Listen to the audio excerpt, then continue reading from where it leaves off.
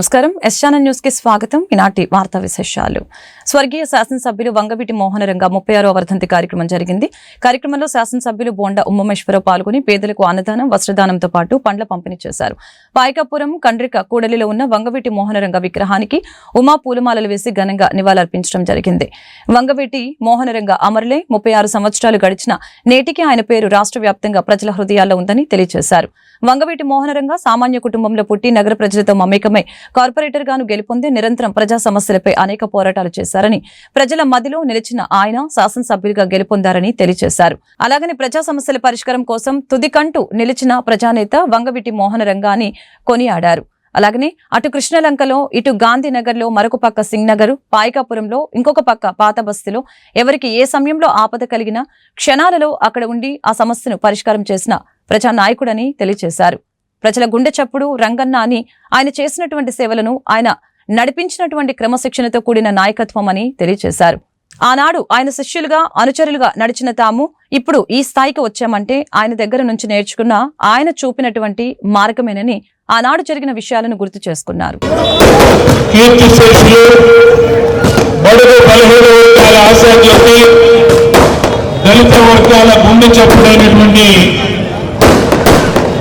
విజయవాడ మాజీ శాసనసభ్యులు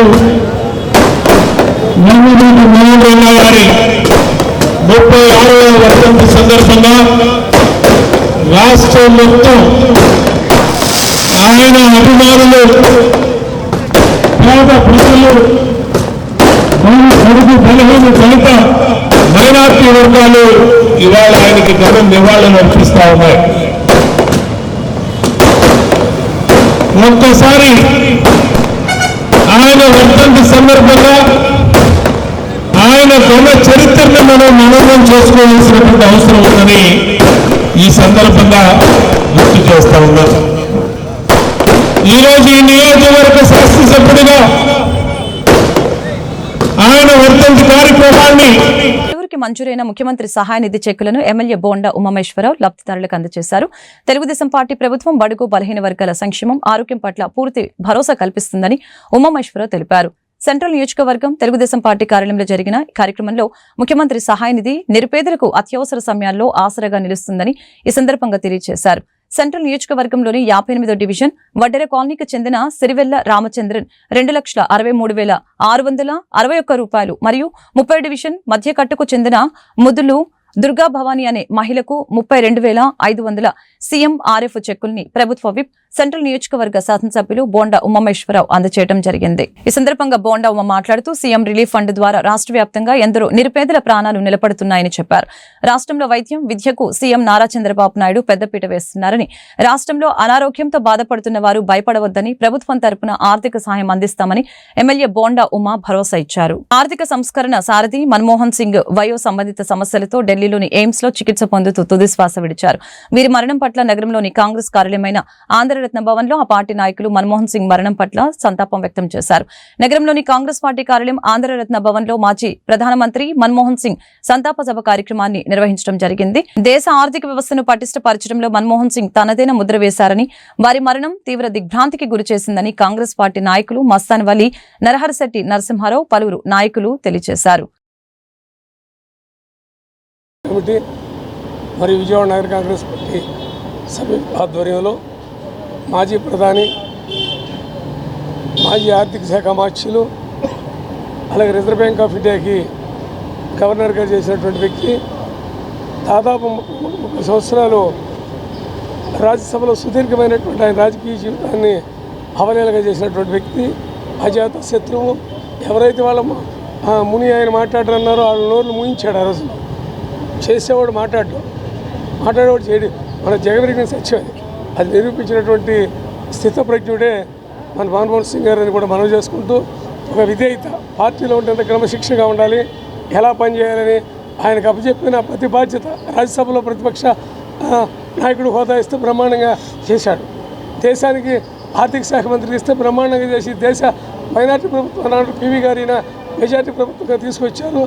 అదే దిక్కు సోనియా గాంధీ గారు త్యాగమై ఆవిడ కూడా ఆ రోజు ఆయన్ని మన్మోహన్ సింగ్ గారి దేశానికి ప్రధానమంత్రిగా చేయడం, 10 ఏళ్ల కాలంలో ఎక్కడ కూడా క్లీన్ చిట్ వైట్ పేపర్లా ఉంది తప్ప ఎక్కడ కూడా ఒక మరొక కూడా లేనటువంటి ప్రధాని. అలాగే మిశ్రమ ఆర్థిక వ్యవస్థని ఆనాడు నెహ్రూ గారు తీసుకొస్తే తర్వాత అదే పంతాలో నడిచినటువంటి మన్మోహన్ సింగ్ గారు ఇవాళ కూడా మూలాలు వేశారు. అవి కూడా వాడికి పనిచేస్తున్నాయి. వాటి మీద వాడు పునాదులు కట్టుకుంటారు తప్ప ఇవాడు వచ్చిన వాడు చేసేది ఏమీ లేదు కూడా మనం చెబుతూ ఈర్ష్యా ద్వేషాలు లేకుండా సమపాలనని, ప్రజాపాలనని, రాజ్యాంగ హక్కుల్ని, ప్రజాస్వామ్య హక్కుల్ని కాపాడి మత హక్కుల తత్వాలు, ప్రాంతీయ తత్వాలు, భాషా తత్వాలు లేకుండా పాలన అందించిన మహనీయుడు ఆయన మన్మోహన్ సింగ్ గారికి ఆయన గండవాళ్ళు అర్పిస్తూ ఆయన బాటలో కాంగ్రెస్ పార్టీ కార్యకర్తగా మేమంతా కూడా మనసా వాచ కర్మణ త్రికట శుద్ధిగా నడుచుకుంటామని కూడా మనం చేస్తూ ఆయన గండవాళ్ళు అర్పిస్తూ వారి కుటుంబ సభ్యులకు ప్రగాఢ సానుభూతిని తెలియజేస్తాం.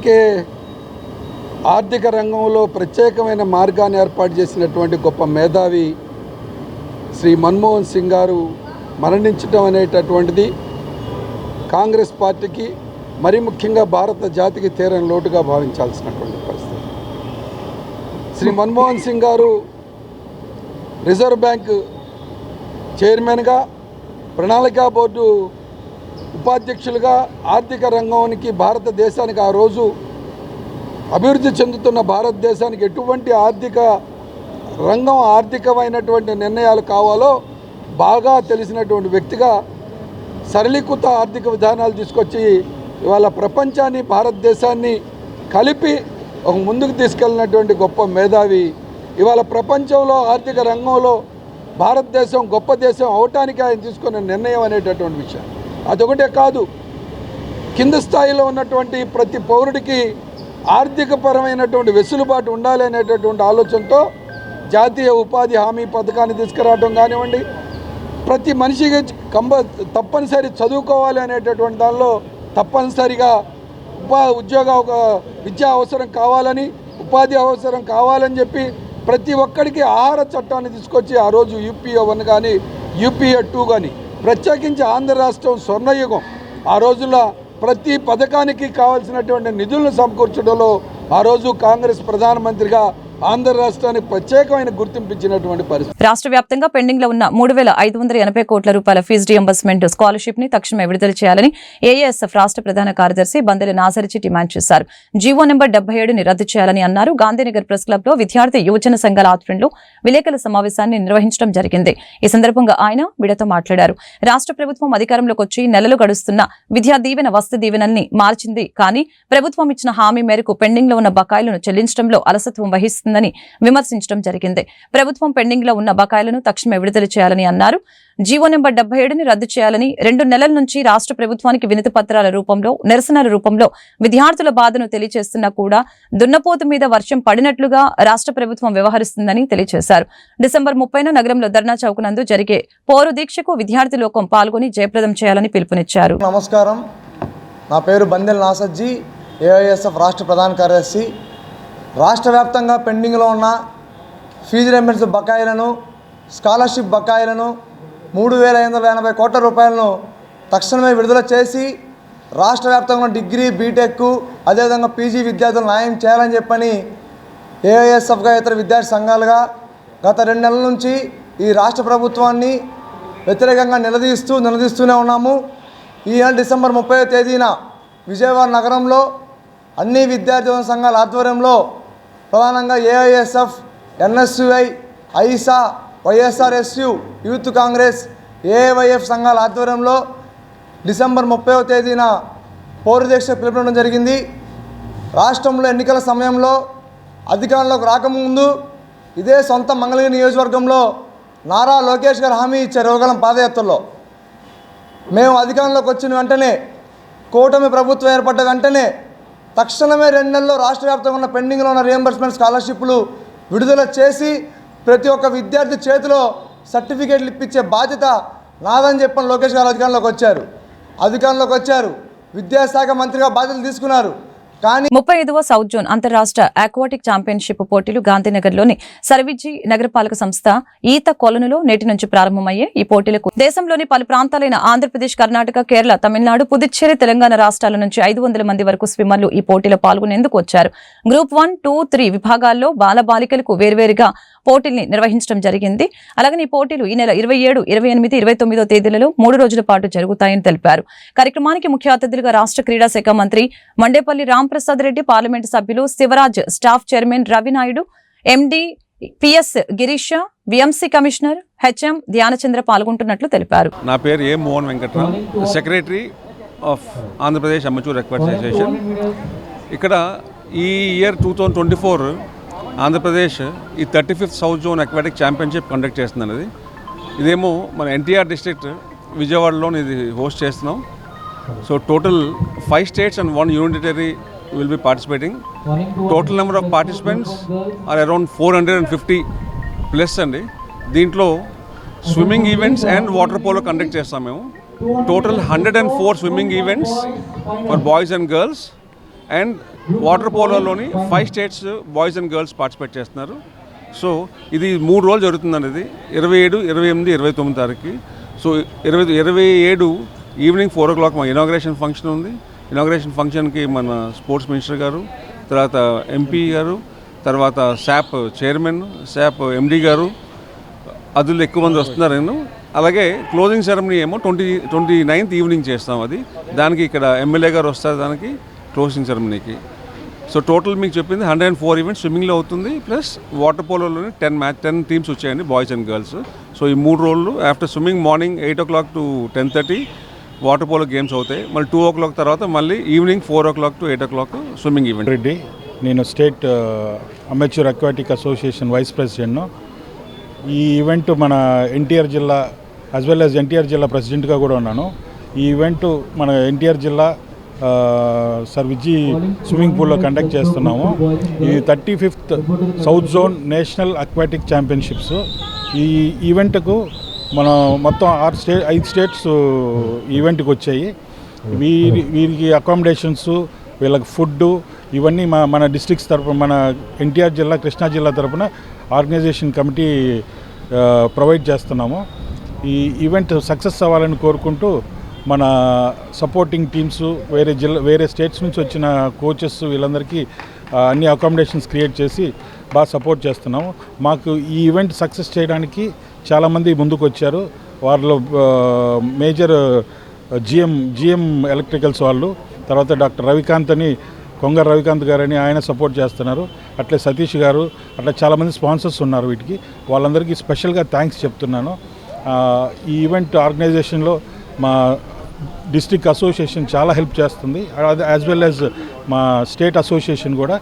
ఇక్కడ మా స్టేట్ అసోసియేషన్ ప్రెసిడెంట్ గారు రాజు, నేను స్టేట్ స్విమ్మింగ్ అసోసియేషన్ ప్రెసిడెంట్. నేను ఇక్కడ ఈరోజు 35th అక్వాటిక్ ఛాంపియన్షిప్ జరుగుతున్నాం, సౌత్ జోన్ అక్వాటిక్ ఛాంపియన్షిప్ జరుపుతున్నాము. దీనిలో మొత్తం టోటల్ 6 స్టేట్స్ పార్టిసిపేట్ చేస్తున్నాయి. 6 స్టేట్ తరఫున 450 మంది పైనే పార్టిసిపేట్ చేస్తున్నారు. ఇందులో మేము 3 గ్రూపుల కింద, ఆడపిల్లలు అండ్ మగపిల్లలకి, గర్ల్స్ అండ్ బాయ్స్ 3 గ్రూప్స్లో కింద కండక్ట్ చేస్తాం. మరియు వాటర్ పోలో ఒక్కొక్క స్టేట్ నుంచి ఒక్కొక్క టీం పార్టిసిపేట్ చేస్తుంది, దాని కింద కండక్ట్ చేస్తాం. 3 days జరుగుతుంది ఈ టోర్నమెంట్. టోటల్ ఈ 3 daysకి గాను టోటల్ మొత్తం అందరూ వచ్చిన పార్టిసిపెంట్స్కి అందరికీ కూడా ఫుడ్ అండ్ అకామిడేషన్ ప్రొవైడ్ చేయడం జరిగింది. కృష్ణా డిస్ట్రిక్ట్ అసోసియేషన్ వాళ్ళు, ఆంధ్రప్రదేశ్ అమెచ్యూర్ అక్వాటిక్ అసోసియేషన్ తరఫున కృష్ణా డిస్ట్రిక్ట్ వాళ్ళు ఇవన్నీ అరేంజ్ చేశారు. ఇక్కడ అందరికీ కూడా చాలా బాగా అరేంజ్ చేయడం జరిగిందండి. ఇక్కడ ఈరోజు ఈ టోర్నమెంట్కి ఇక్కడ ఈరోజు చీఫ్ గెస్ట్ కింద కూడా మన స్పోర్ట్స్ అథారిటీ ఎండి గారు, చైర్మన్, మరియు స్పోర్ట్స్ మినిస్టర్ రాంప్రసాద్ రెడ్డి గారు, లోకల్ ఎంపీ మరియు ఎమ్మెల్యే అందరినీ కూడా పిలవడం జరిగింది. వీటి సమయాభావం వల్ల ఈ ఇనాగ్రేషన్ ఫంక్షన్ సాయంత్రం 3:30 గంటలు పెట్టుకోవడం జరిగింది. 3:30 గంటలకు వాళ్ళందరూ వస్తారు. వచ్చిన తర్వాత ఈ ఈవెంట్ గ్రాండ్. కేంద్రంలో బీజేపీ, రాష్ట్రంలో తెలుగుదేశం కూటమి ప్రభుత్వ విధానాల ఫలితంగా ఆటో, మోటార్ రంగ కార్మికులు తీవ్రంగా నష్టపోతున్నారని, ఇటువంటి తరుణంలో లైసెన్స్లు, ఫిట్నెస్ సర్టిఫికెట్లు ప్రైవేటు వ్యక్తులకు అప్పజెప్పడం వలన మరింత భారం పడుతుందని, ప్రజలకు రక్షణ కరువవుతుందని, కావున ప్రభుత్వ ఆధీనంలోనే నడపాలని నగరంలోని లెనిన్ సెంటర్ వద్ద all India road transport workers federation రాష్ట్ర కమిటీ పిలుపు మేరకు Vijayawada city auto workers union CITU ఆధ్వర్యంలో పెద్ద ఎత్తున ఆటో కార్మికులు పాల్గొని ధర్నా చేపట్టారు. ఈ సందర్భంగా all India road transport workers federation రాష్ట్ర కోశాధికారి కె దుర్గారావు పాల్గొని మీడియాతో మాట్లాడడం జరిగింది. అలాగనే కేంద్రంలో అధికారంలో ఉన్న బీజేపీ ప్రభుత్వం మోటార్ వెహికల్ చట్ట సవరణ చేసి ఆటో మోటార్ కార్మికుల జీవనోపాధిని దెబ్బతీస్తుందని తెలియజేశారు. అలాగనే ఆటో కొనుగోలుకి ప్రభుత్వ బ్యాంకుల ద్వారా సబ్సిడీతో 4 లక్షల రూపాయల రుణాలు మంజూరు చేస్తామని, ప్రతి ఒక్క ఆటో డ్రైవర్ కి వాహన మిత్ర పథకం ద్వారా సంవత్సరానికి 15,000 రూపాయలు ఇస్తామని, జీవో నెంబర్ 21 రద్దు చేస్తామని చెప్పి టీడీపీ అధికారంలోకి వచ్చిందని చెప్పారు. నేడు ఆ వాగ్దానాలను అమలు చేయకుండా లైసెన్సులు, ఫిట్నెస్ సర్టిఫికెట్ ఇచ్చే విధానాన్ని ప్రైవేటు పరం చేస్తుందని ఆయన మండిపడ్డారు. ఇప్పటికే ఓలా, ఊబర్, ర్యాపిడ్ వంటి విదేశీ యాప్ల వలన ఆటో కిరాయిలు తగ్గిపోతున్నాయని, దీంతో ఆటో, మోటార్ కార్మికుల కుటుంబాలు గడవలేని పరిస్థితులు ఏర్పడ్డాయని చెప్పారు. Durgarao, Vijayawada city auto workers union ప్రధాన కార్యదర్శి. కేంద్రంలో బీజేపీ ప్రభుత్వం, రాష్ట్రంలో తెలుగుదేశం కూటమి ప్రభుత్వం ఆటో మోటార్ రంగాన్ని సర్వనాశనం చేసి వారి కుటుంబాలని రోడ్ల పాలు చేయాలని చూస్తుంది. ఆటో కార్మికులకి ఇచ్చే లైసెన్సులు ఇప్పటి వరకు ప్రభుత్వ ఆధీనంలో ఉన్నాయి. ఫిట్నెస్ సర్టిఫికెట్లు ప్రభుత్వం ఆధీనంలో ఉండటం వల్ల తక్కువ ధరలకి, తక్కువ రేట్లకి ఇవాళ ఫిట్నెస్ సర్టిఫికేట్, లైసెన్సులు, రెవెన్యూలు చేర్చుకుంటారు.